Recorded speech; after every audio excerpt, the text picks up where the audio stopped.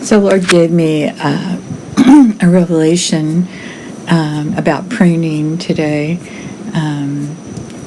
The thing I was reading was, from a rabbi's point of view, but he was talking about pruning, which we all know. You prune a tree, and the branches that are not producing fruit, of course, you prune.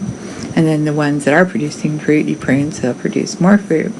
But the whole idea was that the branch that is not producing fruit is drawing nutrients out of the tree that's draining it. And since we're in this period right now, March 10th through March 30th, which is a period of reconciliation to a community or to different types of people or people in general, individuals, I just had a revelation that the Lord will prune people out of our lives. That if they are drawing spiritual energy, spiritual vitality, spiritual life, the life of Jesus, the life of the Spirit's life, our spirit out of us, and are not producing any good fruit, He's going to lop that branch off. And, we tend to think of a time of reconciliation where God is going to make it all right and He's going to, restore a relationship. But that's not always the case. Sometimes reconciliation means to reconcile, which is to make it right in His eyes. And sometimes that means that you don't get to have the type of relationship you want to have with somebody.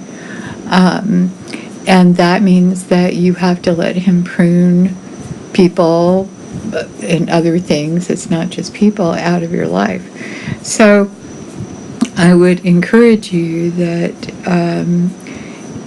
to let Him do that He will begin to show you, especially if there are people, and it's not just people either, let's just put it bluntly. And we're coming up on Passover here in it's a week from this Friday, so in about 10 days or so. And isn't that what He did? The children of Israel were in Egypt, and the Egyptians were totally draining them and, causing them to be in slavery. And toward the end, it got worse and worse. So the Lord wanted to get them out of there. He didn't want reconciliation with Egypt. He wanted to get them out of there. So we need to let God prune community, if need be, and prune activities, prune anything that is not producing the fruit He wants in our life. And that's, it's going to keep us from feeling drained. And if you're feeling drained, ask Him to show you what or whom is draining you.